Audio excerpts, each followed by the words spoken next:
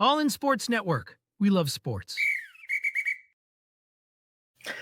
How's it going, everybody? Ben Peck here on the All in Aggies YouTube channel, part of the Rogue Sports Media Network. Thank you so much for stopping by. Today, we're going to be taking a look at a few things that's been going on since the last we spoke. Going to start off with the transfer portal for Texas A&M football, and then we'll go into a little bit of the USC matchup with Las Vegas Bowl coming up, and then we'll touch off some men's basketball as that has that team is really starting to take off, looking really good after a nice win in Purdue and Indianapolis at a neutral site contest. But the Aggies find a way to get it done. Hey, by the way, speaking of getting it done, we're trying to get it done here to provide you the best coverage we can. All you got to do to help us out, just subscribe if you could, or like the video. We just want to be part of your A&M media diet, okay? We just want to be in the pyramid somewhere. So if you could do that, it helps us out a lot. All right, let's start with the transfer portal developments from Texas A&M the last we spoke. I'll go most recent to then backtrack. Most recently, Mario Craver from Mississippi State, true freshman wide receiver coming in, elite speed guy, a little shorty, 5'10", 175, but got speed to burn. And that's an area, it's funny. We saw it with the defensive backs, I think, this past recruiting cycle. And Coach Elko even talked about it, I think, in the signing day press conference. You'll notice a lot of verifiable, times and speeds and guys running track. I think it's good to see that in the receiver room. I don't know that A&M had anyone last year that they used. I mean, I wouldn't say among the top receivers, maybe Terry Bussey in terms of high-end speed that you would have. Noah Thomas can move. They didn't have slow guys, but I just don't think you had a true, take the top off type of weapon like that, at least in the rotation last year. I know Ernest Campbell's on the team and everything, but to have that element, huge. I want to remind you, by the way, as we go through this, Aggies still in the mix at the time that I'm taping this, still in the mix for Casey Concepcion from NC State. They're getting, obviously, Terry Bussey back. They've got all the young guys coming back from last year, and then Noah Thomas. That's kind of where it stood. Really, in terms of returners, you were talking about Noah Thomas and Terry Bussey in terms of returning production at the wide receiver position. So had a lot of work to do. You got Mario Craver. And then we haven't talked about it here, but Micah Hudson, his commitment coming in, again, a guy that the Aggies were in the mix for, I think, late to try to flip him from Texas Tech. Didn't quite pull it off with the new coaching staff hire, and I think they were still looking for an offensive coordinator at the time. Still had some stuff to work through, but you get Micah Hudson, the former five-star from Lake Belton High School, although a Temple native, and missed the last 4 games of the season with I think it was a stress fracture. That's why he didn't play the last 4 games of the season. I know the numbers don't jump off the page, and I know that that could be a reason for concern. And unlike Terry Bussey, who was adjusting to a new position, I think gives you a little bit of patience with that. Maybe, you would expect more immediate results, and I understand that. But I think the talent is still there, undeniable. I'm not willing to write the guy off after one. I don't even think it was a bad year. 8 games in 190 yards. I think it was something like that. And he maybe I'm overestimating, but he made some good plays when he did. And again, 123 yards. On 8 receptions, though, an average of 15 per catch. So he can stretch the field, get open, run some routes. I think he's probably going to be sort of what of recruiting cycles past, like what you hoped you would have gotten out of Evan Stewart. And I know his production has to catch up to even where Evan Stewart was at the time, but hopefully he can develop into what you hoped Evan Stewart was going to develop into at Texas A&M. I think that type of receiver is what you're hoping for with him. And then, again, you're still in the mix for Concepcion potentially. But let's just say, as far as the big names, it is Craver, Hudson, and then you've got Terry Bussey, Noah Thomas, Jerome Miles as the crown jewel of that recruiting class at wide receiver, some other guys in there too. If that's all it is, I feel relatively good about that receiving core, at least the upside. I think that was the problem. Excuse me, I have something in my eye here. I think that was the concern I had coming into this year was like, again, each of the guys individually were fine. And I think with that group as a unit, you felt okay. But for me, I didn't know how much you could anticipate that group progressing throughout the year, with the exception of Terry Bussey. And remember, we didn't even know Terry Bussey was going to be a receiver coming into the year. It looked like he was going to start off on defense. So that was sort of surprising in and of itself. But, you come in and you know that between Jerome Miles and really all those guys, I mean, with the exception of Noah Thomas, I think Noah Thomas, he's got experience and you relatively know what type of player he's going to be, a solid, dependable guy on the outside who offers some size.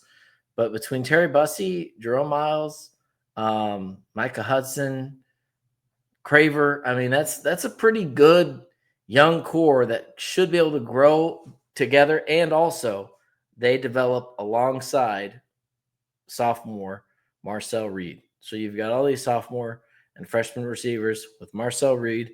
They've got talent, and you figure it'll come out at some point because it's in there, and it's just a matter of when and how do they click together and reach their potential. That's the hope.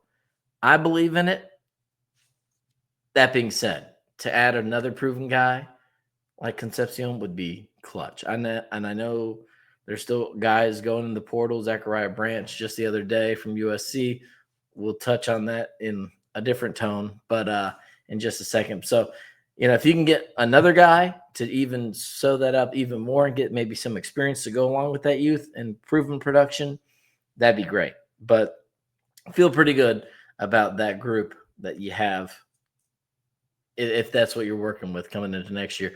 Because I would assume, you would think and you would hope that also of all those young guys you bring back and the other true freshmen you sign, some of those guys might have a breakout season because you're going to have opportunities, right? Maybe it's Ashton Bethel Roman. Maybe it's Isaiah Williams. Maybe it's,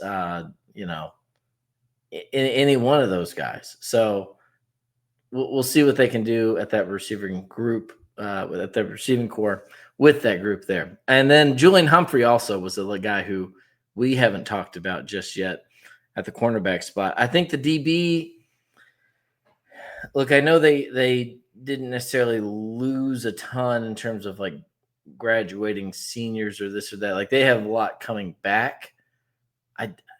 The DB spot this year was a little tricky for me to evaluate because for so long you had really good efforts and Will Lee was there and he is coming back. That was a big announcement. And Tyreek Chappelle goes down. He'll be back as well. So, Tyreek Chappelle, Will Lee, you've got Dalton Brooks out there, Bryce Anderson. I know they had Dalton had his moments. They both kind of struggled tackling an open space at times. But, Bryce Anderson has shown flashes in the past. You would like to think they could, and he was battling injuries. You'd like to think they could shore that up a little bit, shore things up at the safety spot as well. Des Ricks showed moments too. So you've got stuff to work with. It's just the consistency for me is where you look to take that next step up. To bring in a guy like Julian Humphrey, who started in the SEC for an elite defense at Georgia, feel pretty good about that. He's another guy, kind of like Des Ricks, who you can, highly touted.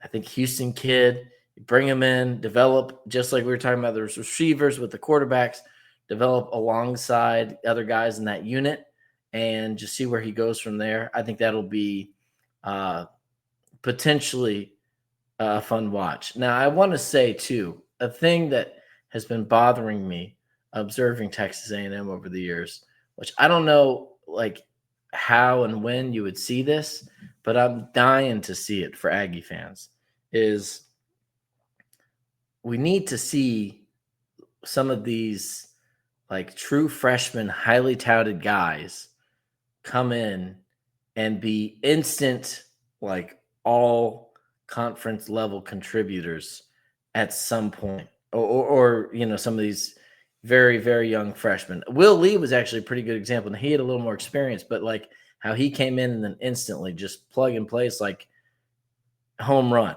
A&M has in the past like hit a lot of doubles with some guys and guys who maybe get drafted high or they develop into good players. But the problem for me that I see and the frustration I would have is that I don't know that outside of very few exceptions, I know Johnny famously, but like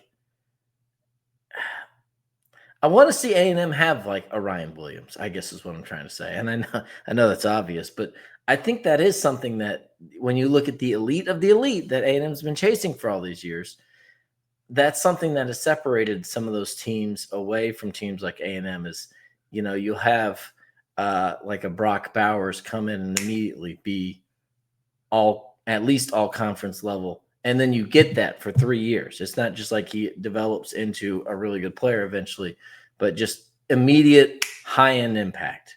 Because A&M has recruited guys whose rankings are as high as some of those guys we talk about. But I want to see some of these guys come in. And the thing is, it's like any one of them individually, it's not on them. This is more, I guess, a thing for the coaching staff. But I think that is going to be the thing that takes you to the next level, right? You come in to see I'm just thinking around the league, guys who we've come in to see have that type of impact, like Harold Perkins, his freshman year, even Kelvin Banks, what he did, right from the get-go at Texas for a few years. And then we've talked about Brock Bowers, Ryan Williams, Caleb Downs, Derek Stingley, you want to go back to LSU. You think about those guys and guys who come in and right from the get-go just plug a spot. I want to see some of that start to happen. We didn't really see that under the Jimbo years. We kind of frustratingly got look at the guys that are in the draft class now with like Nick Scorton and Shamar Stewart and Shamar Turner. Shamar Turner played a lot of football and was very good. Edgerrin Cooper's a great example. He, by the way, had a great night on Sunday Night Football, but it took a little time for him to get there. And I'm not putting that on him. I mean, he eventually, if you'll take Edgerrin Cooper's if you can get them to come through your program. But I think if they can just get some of these guys to come in and be instant, like an Edgerrin Cooper from day one or close to it, and then you get 3 years of that level of production, then that will really go a long way. So. Long way to say, Julian Humphrey, welcome to College Station. Hoping that as a guy who's started in the SEC under a very good defense, played against some pretty good receivers, I would hope he could come in and just be similar to Will Lee. He's not the freshman, but come in like Will Lee and just instantly like, wow, that's like an all-league caliber guy next year. We'll see if that happens or if that pans out.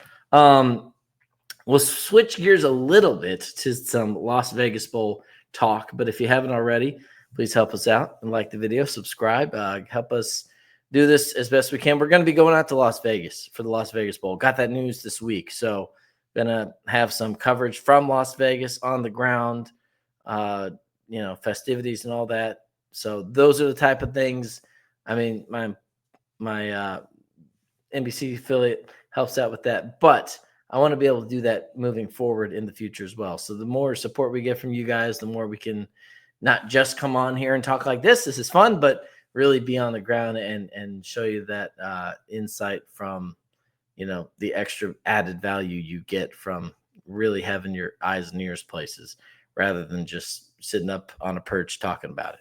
All right, let's talk about the team A&M is going to be facing in Las Vegas. The USC. Man, having some trouble in the transfer portal. I'm not sure the exact. I'm going to see if I can find the exact numbers to this point, but USC is losing quite a bit. And the big blow the other day, Zachariah Branch and his brother Zion Zachariah, one of the most dynamic wide receivers in the country, and gone to the portal.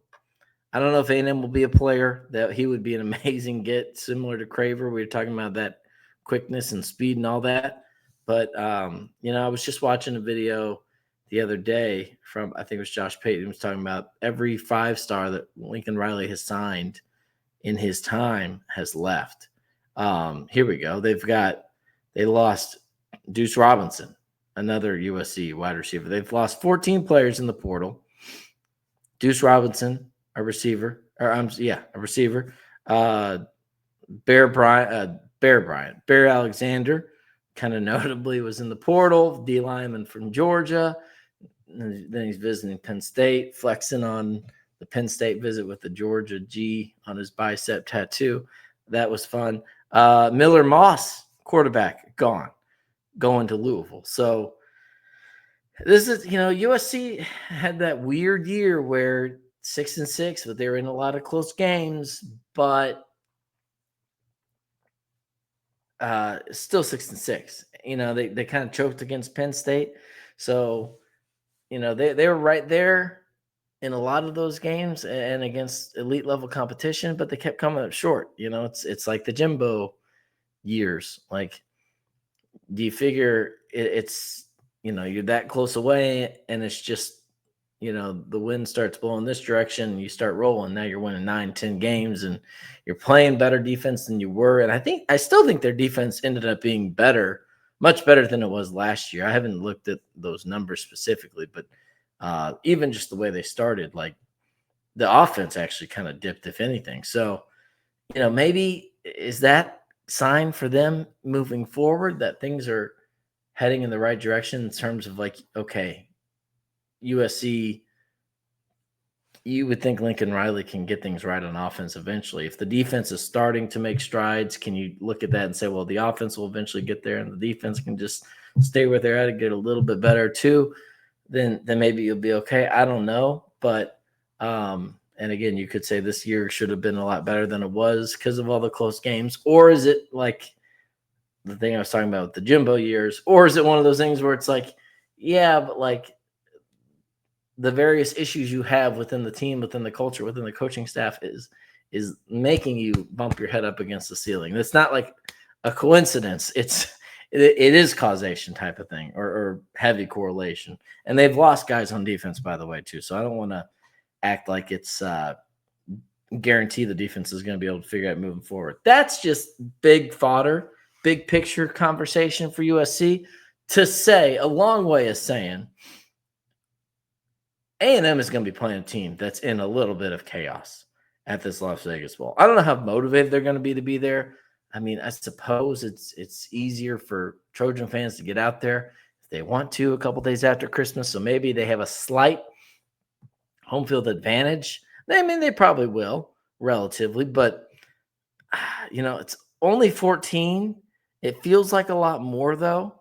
And when you look at it, I'm looking at the list of the guys A&M's lost to this point, and while the numbers are significant, you don't have a situation where, like, again, Miller Moss, like Deuce Robinson, like Zachariah Branch, you're losing like your big dogs. You have your draft opt-outs, but you don't have the guys on there who are taking up a lot of snaps or production or anything like that. I mean, I'm again looking at the list right now. You've got Connor Wigman's the most notable one, but of course he's no longer the starter. You've got some depth on the O-line with Ogunbi, Dewberry, Herb, Shanahan, Cyrus Allen, but he's hurt, so he's out of the picture for the moment now anyway. Gabriel Brownlow-Dendy is probably the most, and Eni White, Malik Silla, those are probably like the most impactful guys you're losing in the transfer portal. And then the opt-outs with the Shamars, Turner, and Stewart, and then Nick Scorton. So those definitely hurt you. But for the most part, most of this team is available and playing. So I think A&M should be able to, I'm not going to say they're going to lay it on them. Weird stuff happens in these bowl games. But I think USC A&M against USC is going to have a good opportunity to show what they're capable of and to see some of those positions of need moving forward step up and see what you got. We talked about those receivers. Who steps up at wide receiver? Now this receiver is even a little different because you're losing guys for next year that you will have available in this game, like Jade Walker, Moose Muhammad. So that's true, and obviously Noah Thomas. But so maybe like not as much of an opening for some of those receivers to make moves because you're not having like actual senior opt-outs. But on the defensive line, you've got tons of room for guys to show what they can do. DJ Hicks. Oh man, I mean, there's so much to replace. I'm trying to think of the depth beyond the starting four, but DJ Hicks, I mean, Rodis Johnson, Eni White, I would say, but he's off doing his own thing. Malik Still is doing his own thing. So you're going to have a lot of room for guys to step up and show what they can do, and make their presence felt. Those DBs that we talked about coming back as well. So it'll be fun. I think A&M will have opportunities, especially with those DBs. Like that's a huge help losing Deuce Robinson and losing the Branch brothers. So I think the DBs should be able to flex their muscle a little bit. You would hope, the quarterback who I can't remember if their quarterback they have is going to likely be their starter moving forward, or if he's positioned to be, or if they got Hussein Longstreet coming in, obviously the former A&M guy. So that's he's certainly gonna compete for that job. Jaden Mayava, that's right. So Jaden Mayava gets to play a little bit more. He did play some this year, threw for almost 1,000 yards, but still, I don't know how confident I would be. I mean, I haven't watched enough USC to say if I was a Trojans fan how confident I would be in his ability to do something. But A&M going to be going up against a depleted unit. I want to see if I can get a line on this game to see kind of where those people's heads are at. Speaking of Vegas, see where our friends in the desert have this game handicapped at the moment. No, I don't need same game parlays. Same game parlays actually. If you do them well, I think are probably among the better options you have out there. Okay, let's see. Bowl game. Texas A&M is at the moment a 3-point, only a 3-point favorite.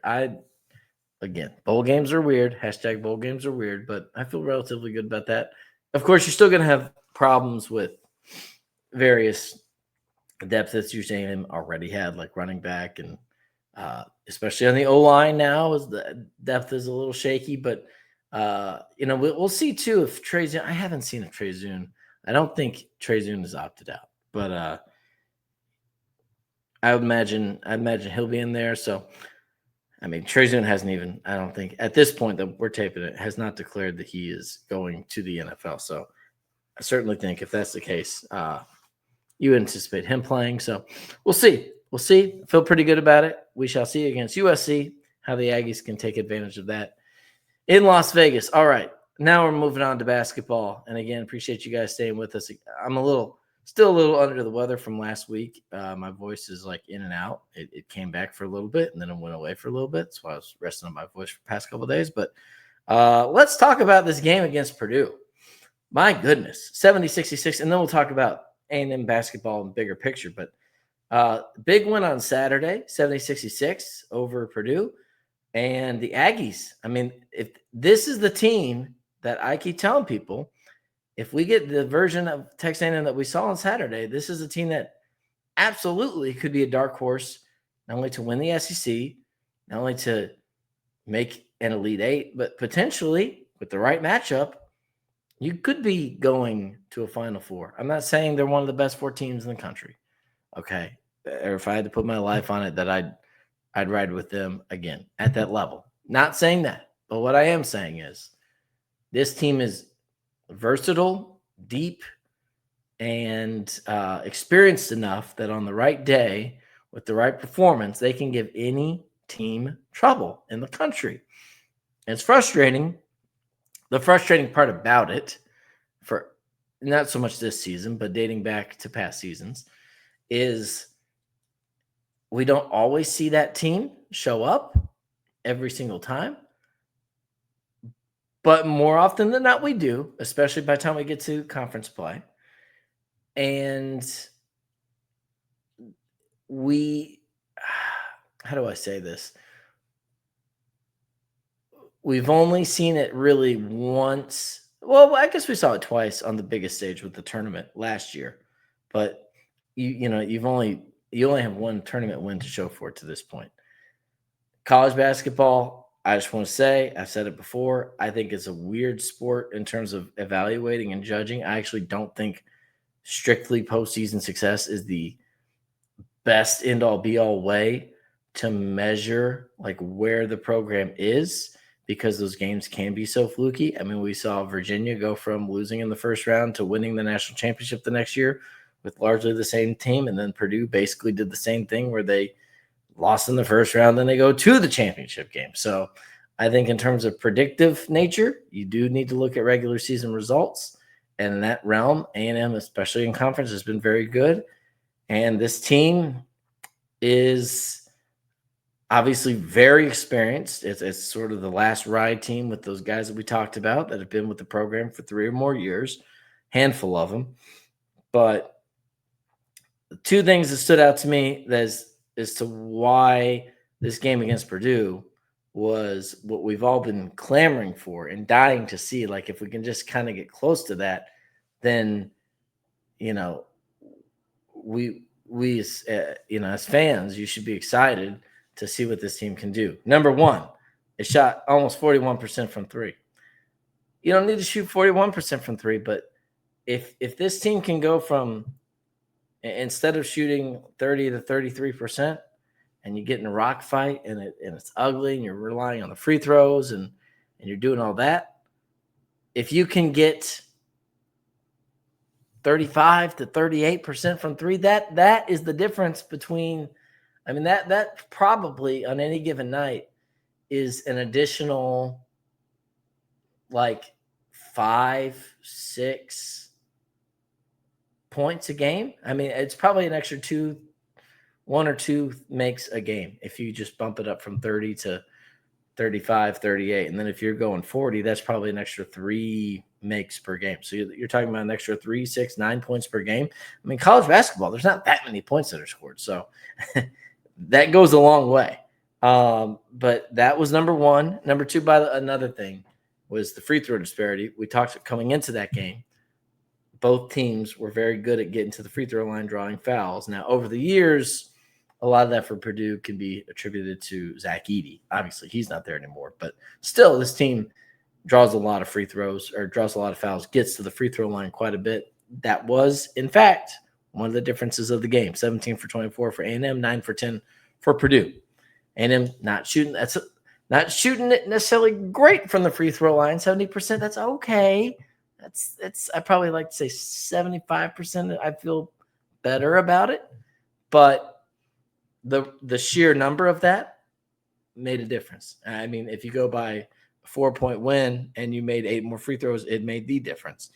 But I would say more 3-point shooting. But if you can combine average to a little bit above average actual shooting with the offensive rebounding prowess and ability of A&M, and then the defensive effort, that is where that is Buzz Williams basketball at its peak. Okay.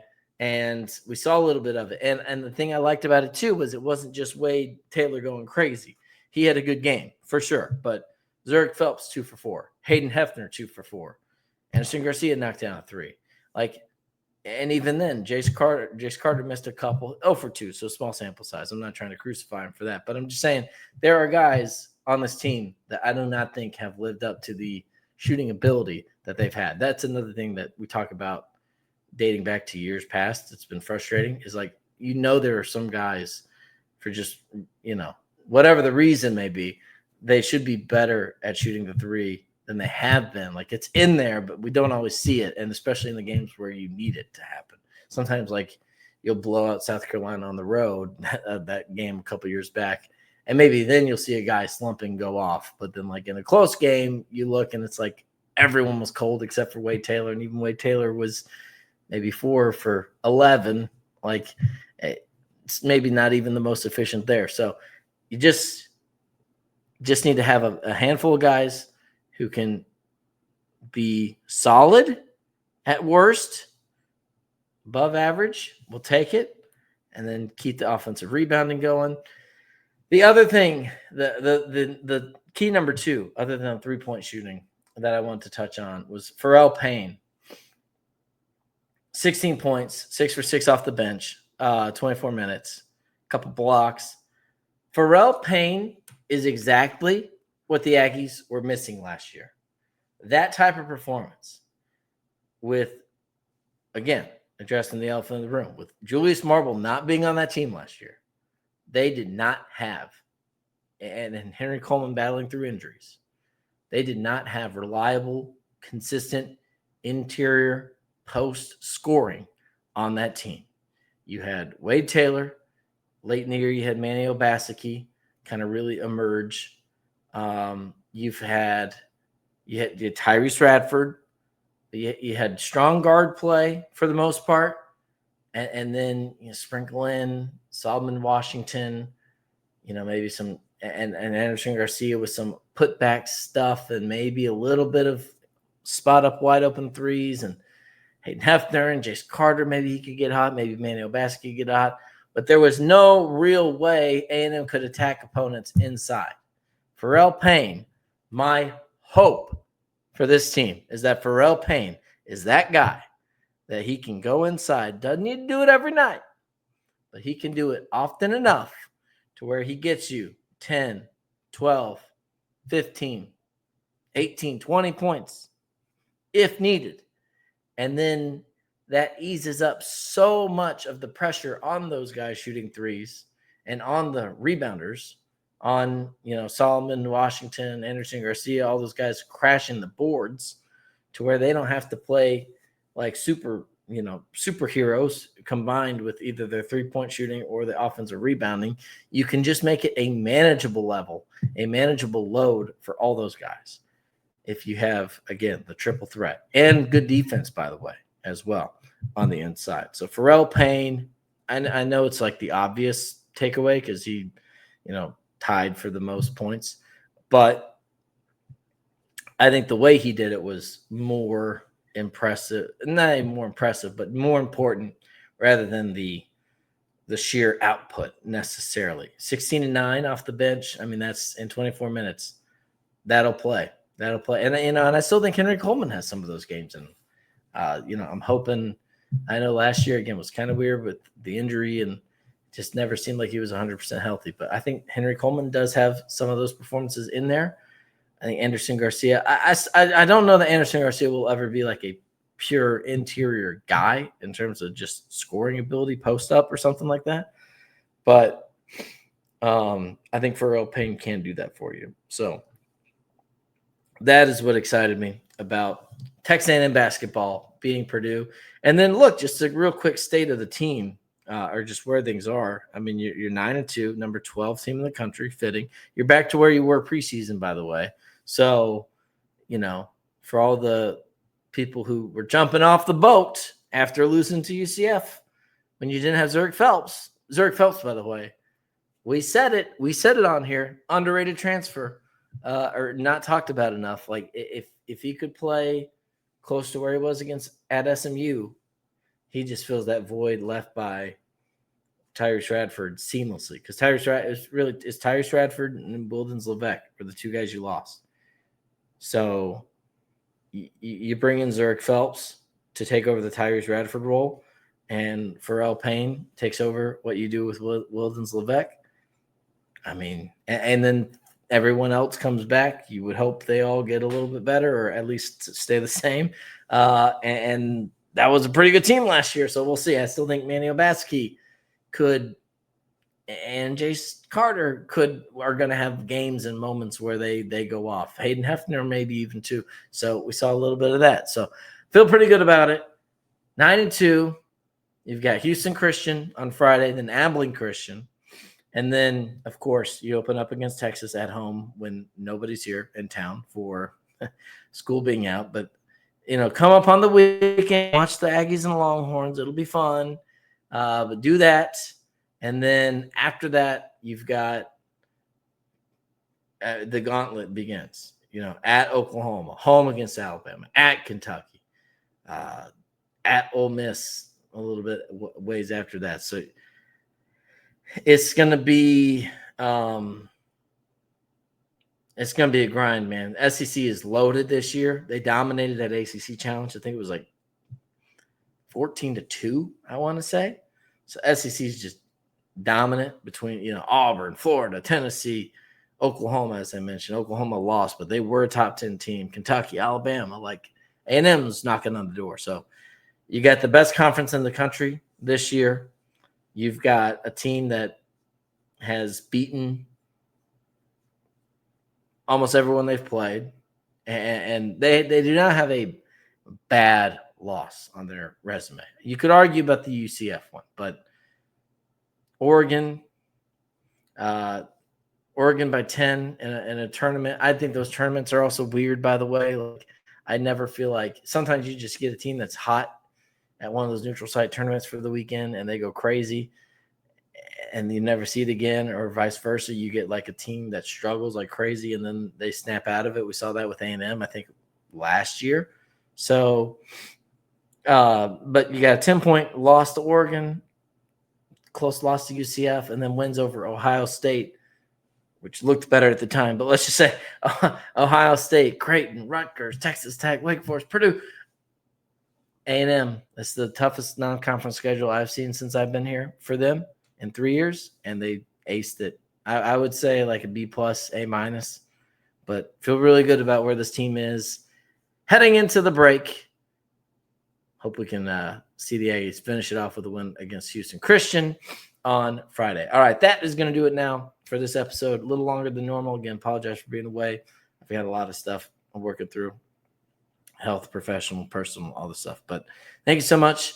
We'll be back on Thursday. So this is going up really late, but we'll be back with another one on Thursday, kind of breaking down a little bit what Mike Elko had to say on Tuesday. We'll hear from Buzz, and we'll go from there. We'll see you guys next time. All in Sports Network. We love sports.